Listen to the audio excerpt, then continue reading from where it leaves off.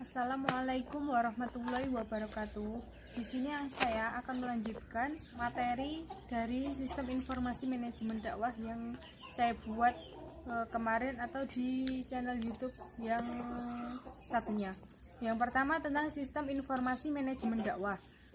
Pengertian Sistem Informasi Manajemen Dakwah adalah sistem berbasis komputer yang menyediakan informasi dan mendukung proses pembuatan keputusan manajerial yang efektif. Jadi, sistem informasi manajemen dakwah adalah sekumpulan komponen yang saling berhubungan, mengumpulkan atau mendapatkan, memproses, menyimpan, dan mendistribusikan informasi untuk menunjang pengambilan keputusan dan proses manajemen dalam suatu organisasi atau aktivitas dakwah. Yang kedua, manfaat sistem informasi manajemen dakwah. Satu, menyediakan informasi yang jelas. Terus, mengotomatisasi proses yang tadinya manual. Tiga, mempercepat pengetikan dan editan. Selanjutnya, menemukan pembiayaan menjadi lebih mudah.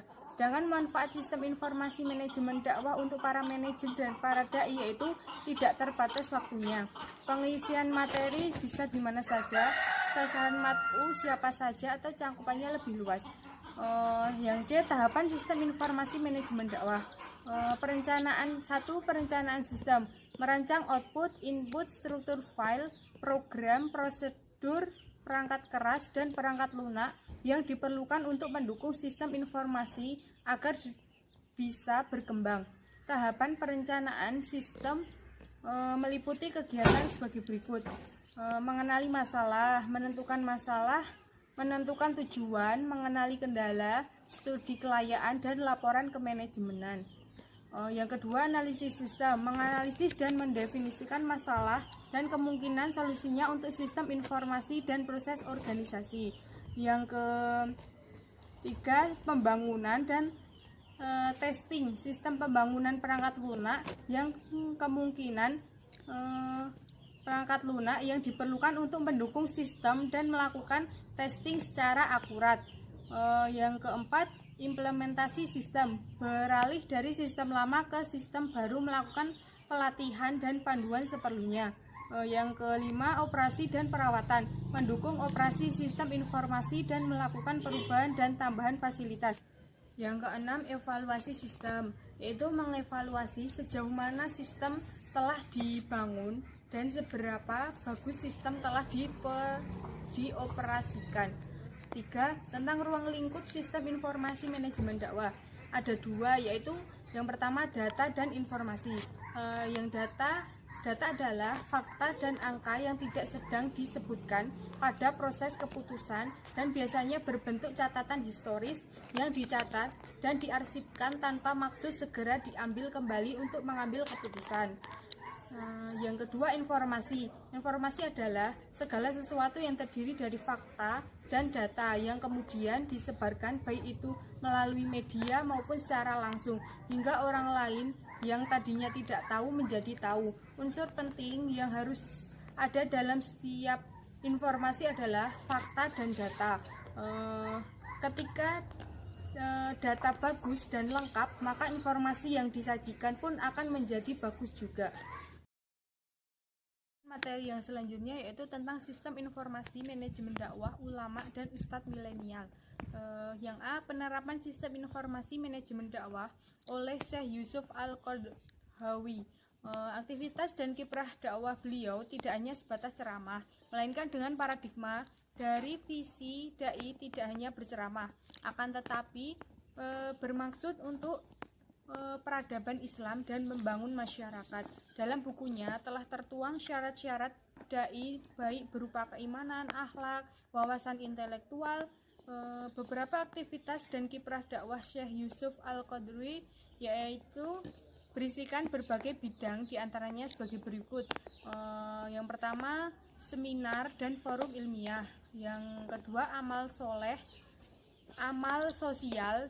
Dan yang ketiga, kebijakan, jihad, Islam, dan masih banyak lagi di bidang dakwah beliau.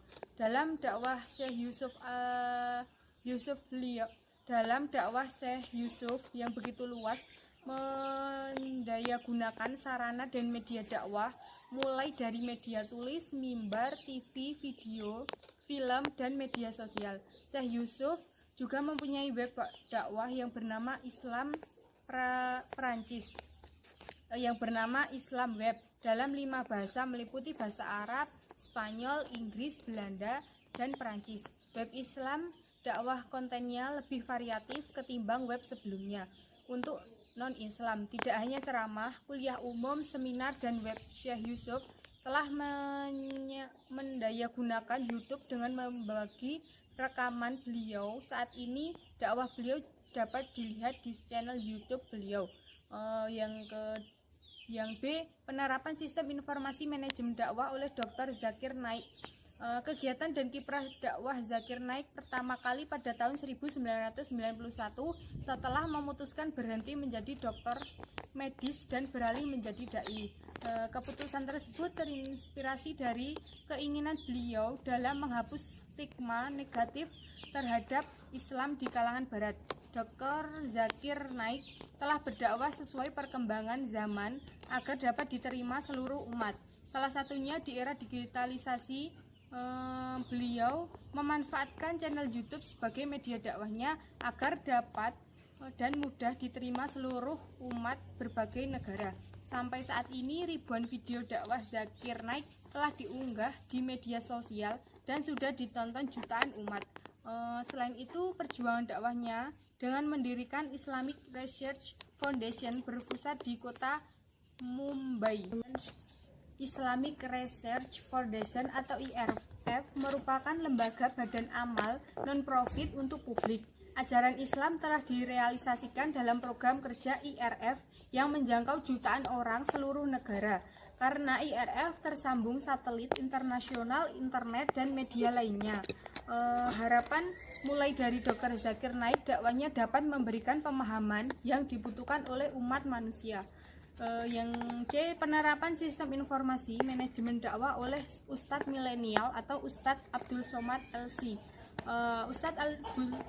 Ustadz Abdul Somad LC merupakan salah satu dai atau pendakwah yang memanfaatkan kecanggihan teknologi yang sedang berkembang pada saat ini. Beliau berdakwah dengan menggunakan media sosial yang beliau punya seperti YouTube, Instagram, Facebook, dan lainnya. Banyak sekali video-video ceramah beliau yang tersebar di berbagai media sosial resmi maupun tidak resmi.